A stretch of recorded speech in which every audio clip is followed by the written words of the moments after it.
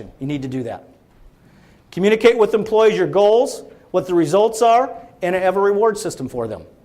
Develop management information and key indicators. We have what's called KPI, key performance indicators. Get a list of those and look at them on a weekly basis. Also use project management software. Another thing you need to do, if you don't understand financial statements, take a class on understanding financial statements or meet with your CPA to learn how to read your financials. Very important. Take 2 hours a month to read your prior month's financial statements. That should be mandatory. You have to fit it into your schedule. The income and the balance sheet, review them with your controller, work in process, completed contract schedules, and clearly define your controller bookkeeper duties, what you expect from them. You want a controller, not a clerk. And we have a definition of what that is if you want to see what it is.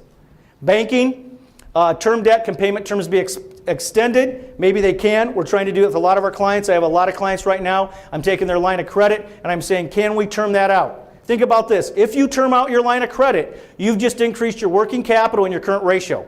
You've taken $1 million line of credit, which is a current liability. You take half of that, $500,000. Think of what you've just done to your working capital and current ratio. Going to help you from a banking standpoint and a bonding standpoint. One of the things to think about. Covenants, a lot of restrictive and negative covenants out there right now. Be aware of them. Understand what they are. A lot of people don't understand what they are. Line of credit, understand what your amount is, what the collateral is, and your renewal process. A lot of banks are being very tough on renewing lines of credits right now, so be prepared for that meeting. I think what you should do is meet with your banker on a regular basis, if not monthly, at least quarterly. Let them know what's going on, because bankers can handle some bad news once in a while as long as the previous 3 or 4 times you gave them some good news. So have them understand your business, make them part of your team. Prepare a projection and a business plan for them. They would love to see that. Make sure that he or she is connected to you beyond a loan document. Very important. And make sure that they believe in you. You need to get that good banking relationship right now. It's extremely important. They need to be part of your team. Like we said with loan documents, know today if you're not going to meet the covenants. You can't know today if you're not going to meet the covenants if you don't know what the covenants are. So understand your loan covenants. Find out alternative ways to do so. Like, for example, I did have a client. We knew today in September we were not going to meet certain covenants. So we said, we've had this line of credit out there for 2 or 3 years. We made no principal payments on it. Why not term it out? Once we did that, that got us beyond a few covenants. Now, if we'd have waited and done that in January or February after year end, it wouldn't have mattered. So this is where planning comes into play, and a CPA who understands your business and understands your covenants. Make sure you do that. Review all the terms of the loans and become familiar with them. And also, as we said before, evaluate your personal guarantee and spousal guarantee. You may want to have your attorney or your CPA review your documents. We, as a matter of course, try to review all the loan documents and understand them. But somebody has to understand them. Like we said, understand the terms. LIBOR, a lot of people are getting LIBOR right now. What is that? It's London Interbank Offered Rate, Prime. Also take a look at the fees. A lot of times there's a lot of fees. Is there a renewal fee? Is there a termination fee? The last thing I'm seeing, a lot of times there's a floor. You may have your line of credit at Prime, but the floor may be at 4.5%. So even though it says you're at Prime, what floor means is that's the minimum you're going to pay. So you're going to pay above Prime. So understand if your loan documents say there's a floor rate. Didn't matter in the past, now it's a big deal.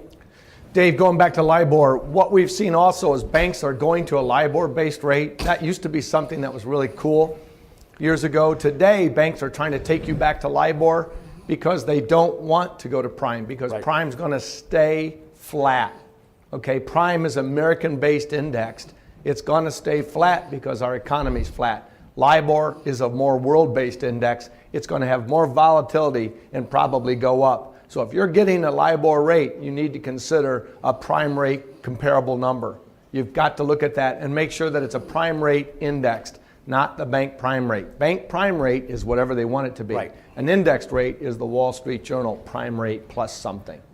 Might make sense for you to say, what is the LIBOR rate you can offer me versus your prime rate? It's worth asking.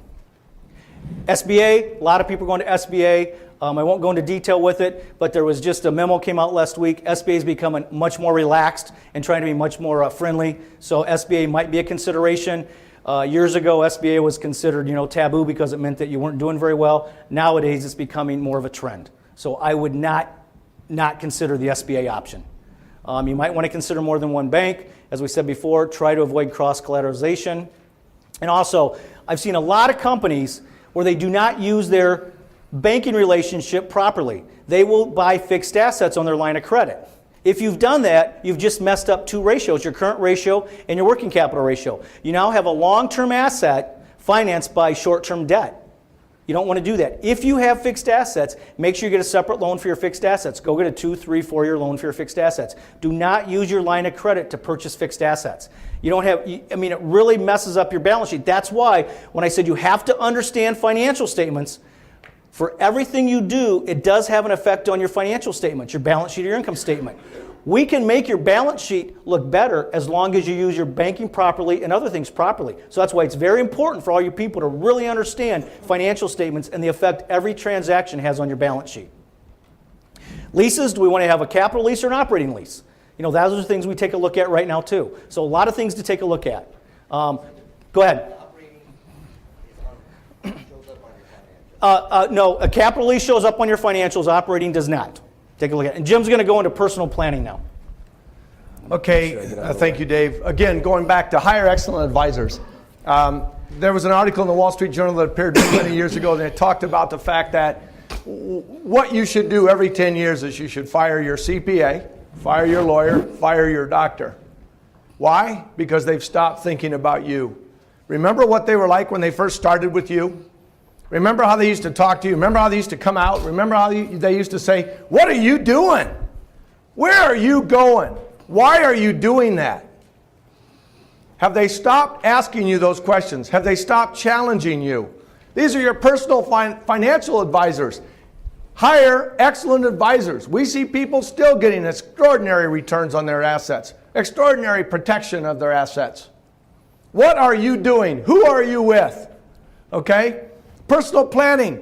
If you are attacked by a bank, if they are challenging you right now, one of the greatest things we've seen some of our clients go to is talk to a reorganization specialist, called another word a bankruptcy attorney. Know the options. Hire excellent internal financial staff. We cannot stress this enough. We have an outline of all of the duties of a CPA, controller, office manager. If you don't have that coming from your staff, you've got a problem, because there's people in this room right now that are beating you on every job, and one of the biggest reasons they're beating you is they've got people that know what they're doing. They know what they're doing. They pay them well to do it.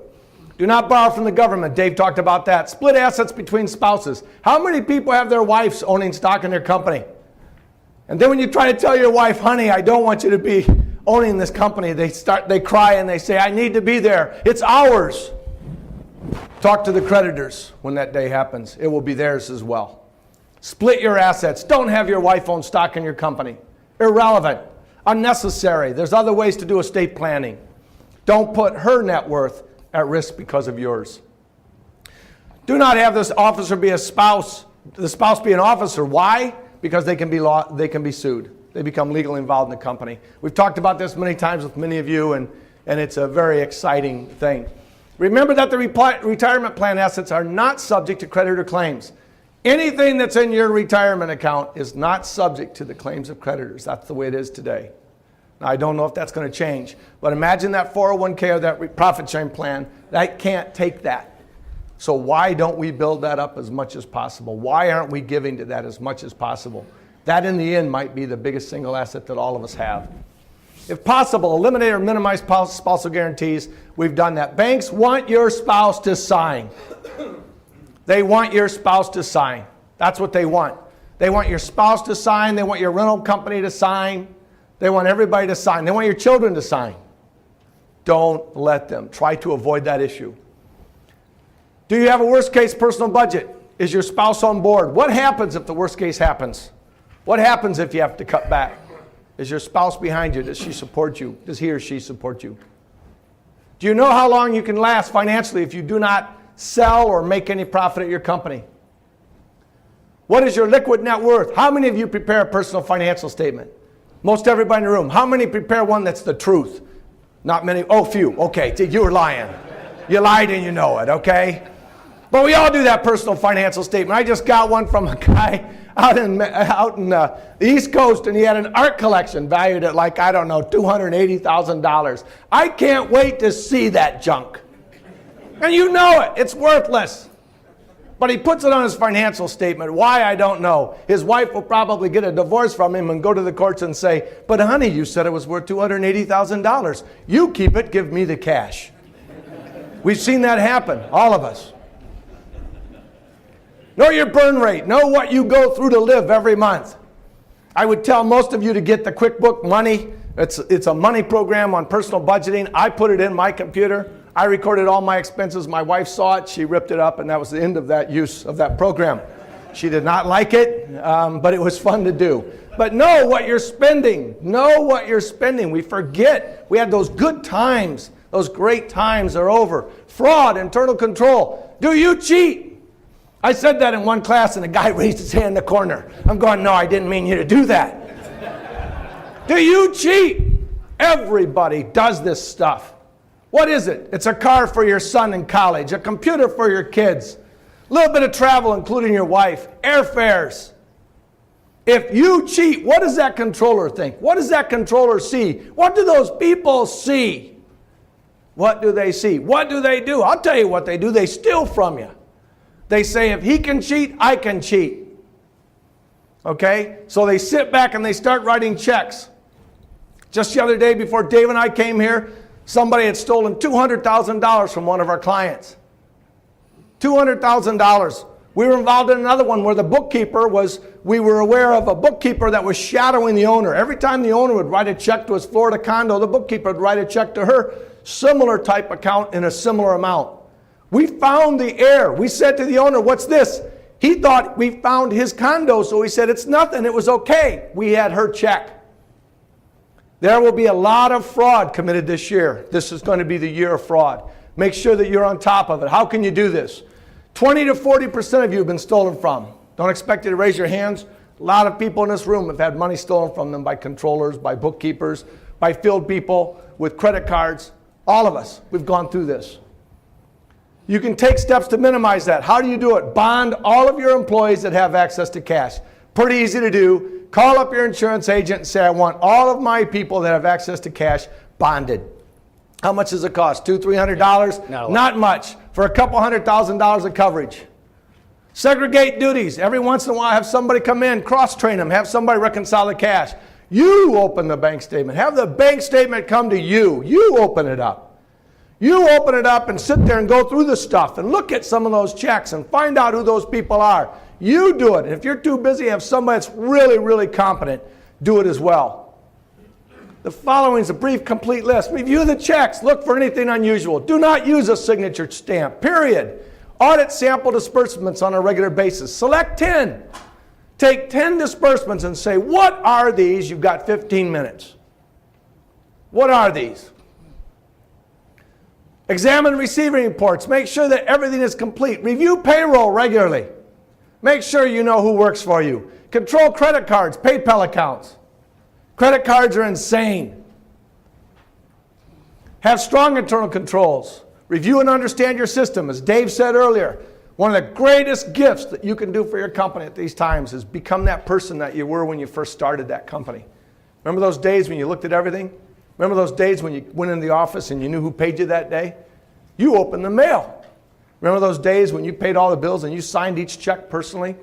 You signed each and every check and you called up people that you thought charged you too much. Get back to that system.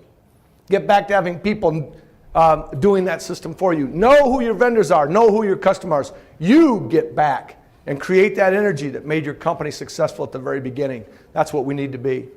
Look at journal entries. Every one of the accounting systems you guys have, or a lot of them, allow these journal entries to be made. Some accounting systems, QuickBooks for one, allows a journal entry to be made in a prior month that was previously closed. What does that mean? You won't see it. You won't see it. Well, that's one of the questions we ask. When's the last time you've seen a journal entry? Any of you? When's the last time you understood a journal entry? Every month you guys need to see the journal entries and say, explain each one to me. Go up to that controller, that guy that sits in that little office that's in the corner with no window, that you slide food under the drawer to because he says he's so busy he can't